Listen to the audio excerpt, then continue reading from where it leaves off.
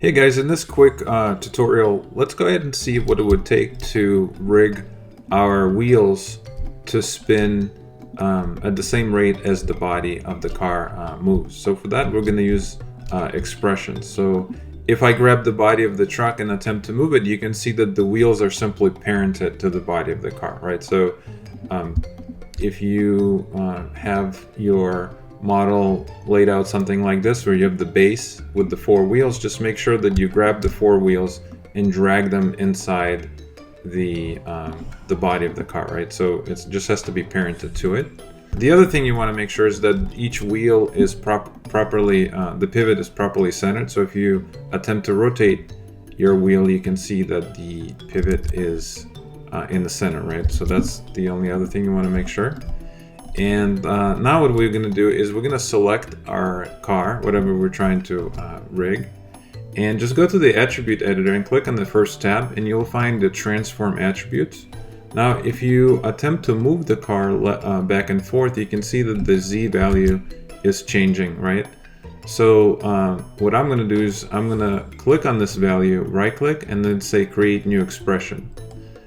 Expression editor comes up. And in here, there is something called base, which is the name of my truck. You can see that. And then it has .translate.z, which is the value of the z value that is back and forth, right? So I'm going to copy this, do Control C, and close it. Now what I'm going to do is I'm going to select the first wheel. And if you attempt to rotate the first wheel, you can see that the rotation value in this box is changing, right? So I'm going to right click in this box and do create new expression. All right, now I can see that this is called FL wheel.rotate.x. Now FL in my case is just simply stands for front left. So you have rear left, front right, and rear right. That's the naming convention. So what I'm going to do is I'm going to go into the expression box here and do Control V to copy the base name. Then what I'm going to do is I'm going to copy this value here and put it in front.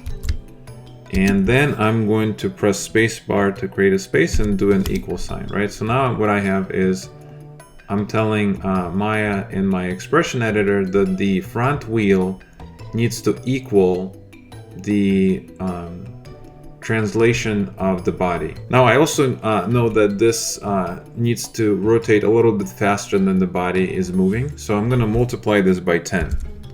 And of course you can adjust this value to whatever makes sense on your end as far as the scale goes. So I'm going to say create, and now let's test this. If I grab the body of the truck and move it back and forth, all right, so you can see that the wheel is attempting to spin and it has a multiplier by 10. Now in this case, it looks like it's a little too intense. It almost looks like it's kind of gliding through.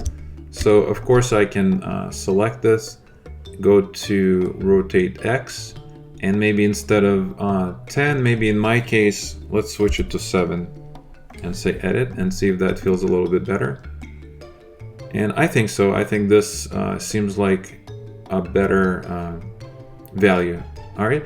So then all you need to do now is just simply repeat the same for the other wheels. So let's go ahead and select this. Go to rotate X. I'm just going to copy all of this. Do Control C. I'm going to select the next one and do the same thing. I'm going to go to rotate X and paste it. And then obviously this wheel has a different name, right? It's not the front left. In my case, this is rear left. So all I need to do is match the name, and then I'm going to say create. Let's go ahead and do the same thing for this. So this is again rotate X, and I want to paste it, and I want to match it, which is going to be FR, front left. All right, and one more. I'm going to click on this one, again rotate X, paste, and change the name. And so now technically, if I drag this car, or all four wheels should follow along. Let's see if that's true.